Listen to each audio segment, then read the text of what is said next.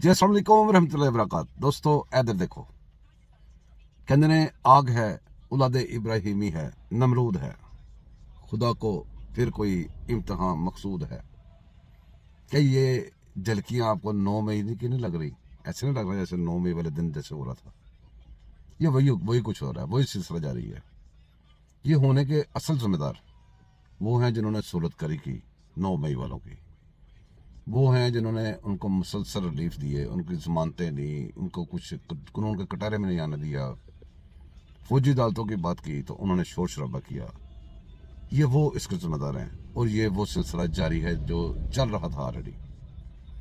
दोस्तों, इस सिलसिले को रोकने के लिए आप मच्छर से बहुत तंग हैं, मच्छरदानियां लगा लें, मच्छर के लिए बड़ी बड़ी चीज़ें चली हैं वो लगा लें, लेकिन आपकी विंडो के साथ एक मच्छर पैदा होने वाली फैक्ट्री है, उसको बंद ना करें तो मेरे ख्याल में वो अक्लमंदी वाली बात नहीं है।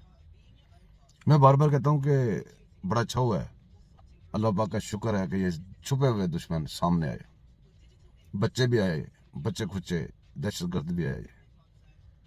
इनकी जैसे भी आपने ट्रीट इनके साथ करनी है वो आपका मसला है, लेकिन आइन और कानून के अंदर रहते हुए भी बड़े अच्छे काम हो सकते। जब आप कोई चीज़ अप्लाई ही नहीं करते तो फिर आप कहेंगे जी कानून में, आइन में ऐसे सुखन है, ये है वो है, ये गलत बातें हैं। आप कहीं अमल दरामद खुद भी तो करें ना, खुद भी कुछ करके दिखाएं। बहरहाल ये अल्लाह पाक का एक इनाम है कि आपके सामने यहाँ से छुपा हुआ दुश्मन, उसके जो ताने बाने सारे आपके सामने है। अब भी अगर आपके हाथ से बच के निकल जाए, अब भी अगर वो सारा कुछ करता रहे जो कर रहा है वो आसानी से, तो फिर मज़े की बात नहीं। उधर मौलाना ने पीछे लगाया हुआ है सबको, मौलाना एंजॉय कर रहे हैं। असल में सियासत बड़ी गहरी चीज़ है, सियासत करना आम बंदे के बस की बात नहीं है। सियासत के मुकाबले में सियासतदान होते तो उनको समझ लगती कि हो क्या रहा है।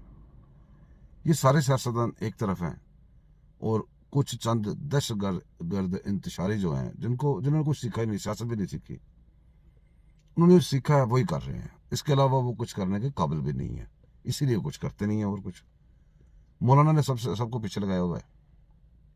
मौलाना मान गए, मौलाना मुकर गए, मौलाना नहीं मान रहे, मौलाना मान गए, इसके दरमियान में हमने पूरा पिछला महीना गुजार दिया। अब मौलाना माने रात को, सुबह मुकर गए, दोपहर को फिर माने, वो अब स्पीड पे तेज हो गया। स्पीड उसकी मानने और ना मानने की जो स्पीड है वो तेज हो गई है। किस्सा मुखसिर, हमने ये नहीं जानते कि इमरान खान फंस रहा है कि निकल रहा है। हम ये नहीं जानते कि नवाज शरीफ फंस रहा है कि निकल रहा है। हम ये नहीं जानते। हमें एक बात की जरूरत है, ये जो तरमीमें हैं, कवानीन में तरमीमें आ रही हैं, आइन में तरमीमें आ रही हैं, इसके साथ जो सुनने में आया है, जो अच्छा लग रहा है, आपने भी सुना है, मैंने भी सुना है कि जो सियासी केसेस हैं लेके बैठ जाते हैं, सियासी केसेस साइड पे हो जाएंगे, और जो मुल्की केसेस, जो आम आदमी के केसेस, आपके मेरे जैसे लोग, हमारे जो केसेस सदियों से रुल रहे हैं, मेरा अपना एक बहुत लंबा केस बड़ी देर से रुल रहा है, तो कम से कम उनको चांस तो मिले ना, उनके हिस्सों को भी चांस मिले, वो भी निकले आगे बाहर, वो उनको भी इंसाफ मिले।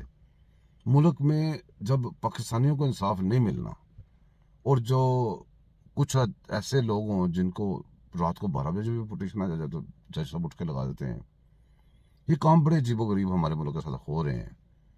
बहरहाल दोस्तों, मौलाना माने ही माने हैं या मुकरे हैं, इसको आप बात को छोड़ें। बात यह है कि अगर तरमीम हमारे हक में है, पाकिस्तानियों के, तरमीम ज़रूर लाजम होनी चाहिए।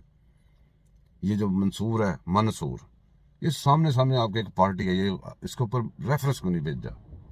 आप सारी बातें छोड़ें, इसके इनके ऊपर रेफरेंस भेजें। ये 8 जजेस जिन्होंने लेटर लिखे थे, वो भी सब जितने भी बंदे बाहर क्रीज से बाहर निकल के खेलते रहे हैं, इनके ऊपर रेफरेंस भेजे, बन नहीं सकते।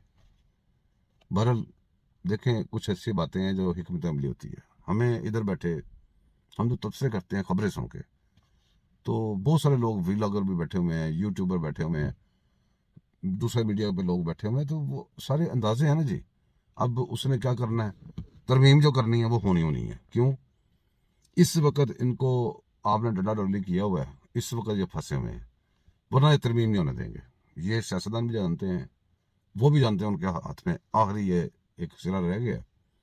यहाँ से अगर गवर्नमेंट निकल गई, ये तरमीमें वगैरह हो गई, तो जो चांसेस हैं कि भी हमारे वो बच निकलने के, इतने इतने बड़े केसेस भी रुके हुए हैं, वो सारे केसेस भी साफ हो जाएंगे, कुछ ना कुछ रास्ता निकलेगा। उनके पास भी आखिरी पत्ता रह गया, इनके पास भी आखिरी पत्ता रह गया, और पाकिस्तानियों के पास भी आखिरी पत्ता रह गया। वो कौन सा? जिस पत्ते को छीनने के लिए चंद रोज से पाकिस्तान में तबाही मच रही है, वो आखिरी पत्ता मैशत का।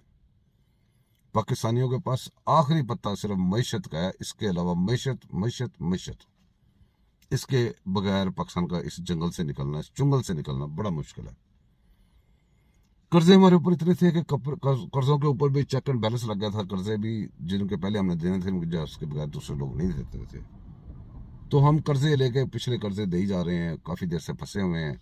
इस चुंगल से निकलने का एक ही रास्ता था कि हम कर्जे के पैसे से कर्जा देने के बजाय हम अपनी इनकम में से पैसा दें।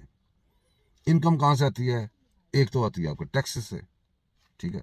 दूसरा आपका इनकम आती है जो आपका बिजनेस चलता है दूसरी दुनिया के साथ, आपकी मादरियाँ बिकती है, आपकी चीज़ें बाहर बिकती हैं, आपकी फैक्ट्रियाँ बाहर माल बेचती हैं। यही तरीके है ना जी। तो हमने दोनों तरफ से काम किया, और यही पाकिस्तान का आखिरी पत्ता है। पाकिस्तान के दोस्तों के पास भी आखिरी पत्ता है, दुश्मनों के पास भी आखिरी पत्ता है। दोस्तों दुआ में याद रखिएगा, चैनल को सब्सक्राइब कीजिएगा, लाइक कीजिएगा, शेयर कीजिएगा। अल्लाह हाफिज़।